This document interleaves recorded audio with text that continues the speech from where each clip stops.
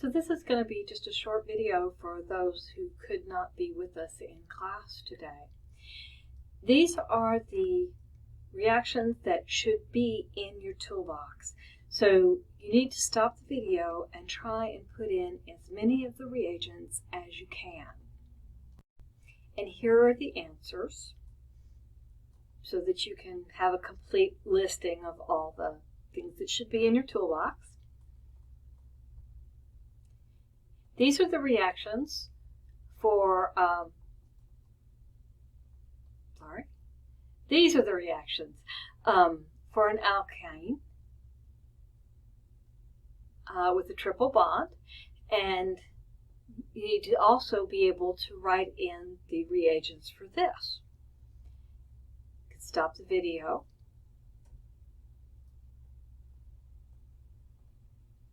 Here are the answers.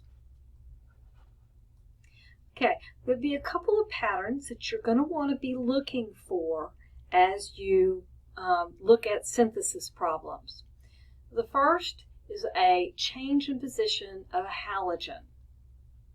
And we do this, you're going to do this if you want to move the bromine from this atom to, we'll do a different color, about orange. You want to attach it to the orange atom. What you're going to do is you're going to make a double bond between the blue and the orange atom, and then you can add the bromine selectively to the orange one.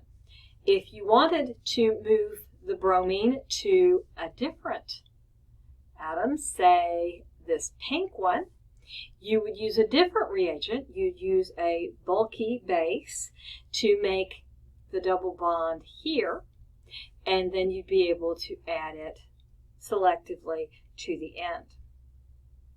So by choosing your bases, and then by choosing to use hydrobromide or hydrobromide with a peroxide, you can determine where that halogen goes. If you have a hydroxyl group, these steps are pretty much the same. The reagents are a little different. You need to add this,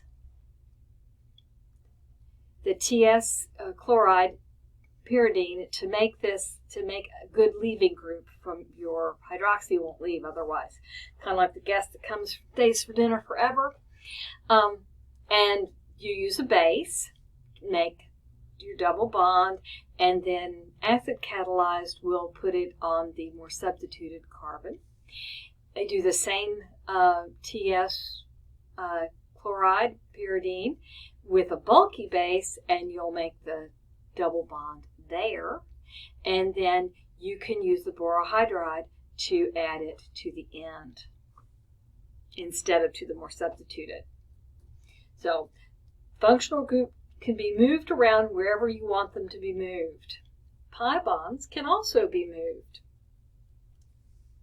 So we move pi bonds by adding hydrogen bromide, and we've added a bromide here, and then if we use a bulky base, we'll get a Hofmann elimination, which ends up looking like that. If we add the hydrogen bromide with peroxide, then we'll add the bromine to the less substituted position, and then we can use another bulky base to add our elimination product.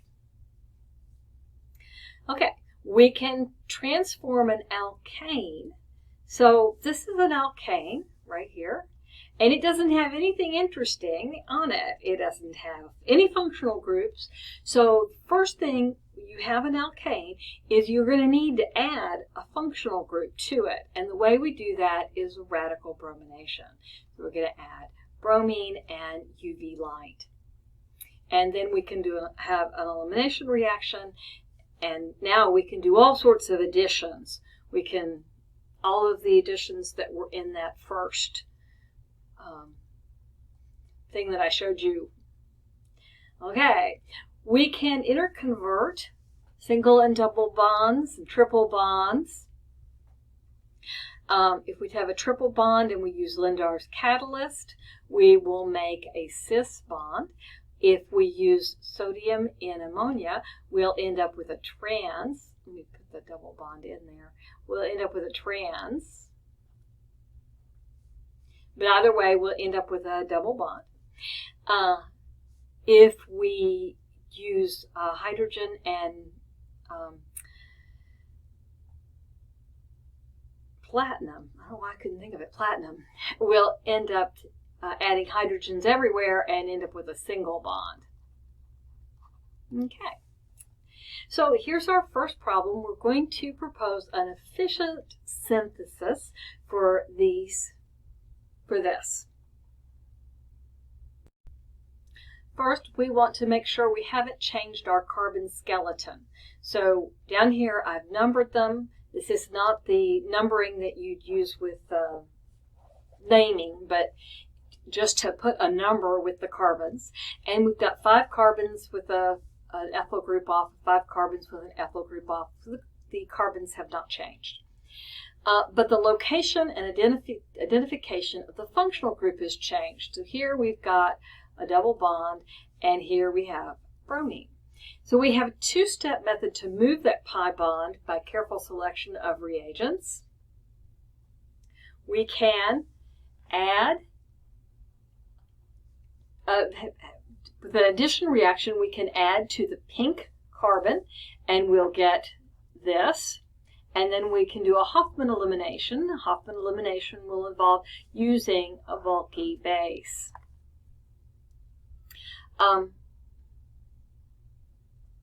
So 2 different ways we can do this. It's a little simpler to do the top one. We add hydrogen bromide with peroxide so that we add to the less substituted position. Use a bulky base, get the Hofmann product. We could also use borohydration to add a hydroxy group. Then we need to make the hydroxy group a good leaving group by the TSCl, pyridine, and then use a bulky base. And we'll end up with our product. Now, and this actually isn't our product. We're on our way to our product. Now the C1 position has been functionalized. We can install bromine in an anti-Markovnikov addition, and that is hydrogen bromide with peroxide. We'll add to the less substituted position. Reactions that change the carbon skeleton. Well, with most of these, there are 2 ways we can change the carbon skeleton. One is alkylation. This is where we use a triple bond and we take off the hydrogen. And so this is charged, and it will attack here. It'll attack this carbon right here, and this will be a leaving group.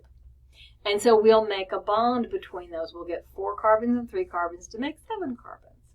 We can also reduce the number of carbons with ozonalysis. We add ozone and DMS. We will get it split. Let me get right in here. It'll get split right there. And we'll end up with an oxygen in place of that double bond on each of them. So let's identify the reagents that can be used to achieve the following transformation. If we count the carbons, we have 7 carbons here and 9 carbons here. So we're going to have to add 2 carbons. And probably the best way to do that is going to be with an alkaloid reagent. You've seen this before, but we always used this as our starting material. We can also use it as a reagent. And whatever our R group is, if it has a halogen on it, we can add this carbon-carbon triple bond to the end of it. And so that's what we've done here. It's a 1-step reaction. So, how do we approach these synthesis problems? Is there a change in the carbon skeleton? Is the first question we need to ask ourselves. The second question is there a change in the identity or the location of the functional group? So let's propose an efficient synthesis for the following. First, is there a change in the carbon skeleton? Well, yes, there is. Here we have 5 carbons, and here we have 5 carbons, and here we have 7 carbons, so we're going to have to add 2 more carbons. Is there a change in the identity or the location of the functional group? Well, only the identity has changed. The triple bond is now double, but it's in the same location. See, between 4 and 5. Here it's also between 4 and 5. So we need to look at what reagent we can use to add our 2 carbons. Well, we already have a triple bond. If we use the amide here to remove this hydrogen, then it will become reactive and it will react with the ethyl iodide and we'll get this product. Now we have the right number of carbons, and we've got a triple bond between the 4 and the 5. We need that triple bond to be a double bond, and we need it to be trans. And so the reagent we will choose is sodium. We want a liquid catalyst in ammonia. So retrosynthetic analysis. This is where we work backwards from the product and forwards from the reactant and hope that somehow they meet in the middle.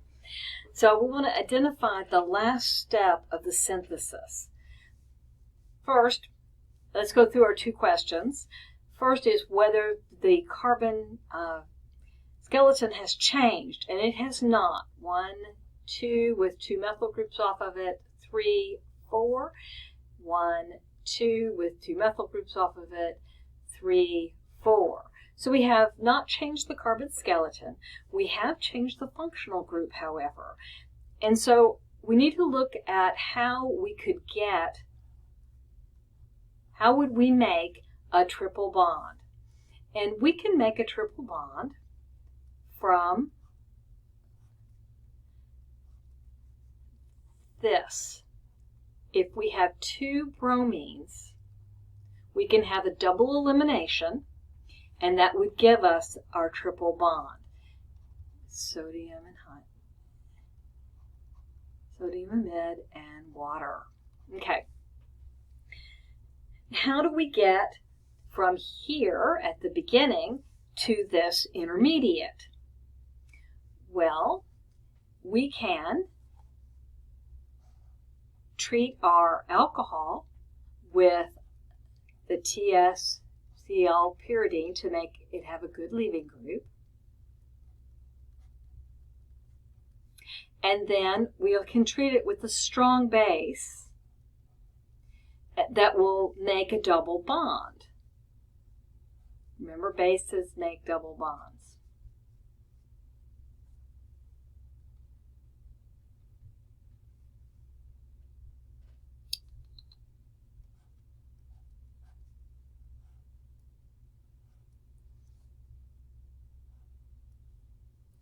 If we treat this double bond with bromine in 2 aliquots, 2 amounts, or excess, then we'll end up with a bromine here and a bromine here. And we've successfully synthesized our product.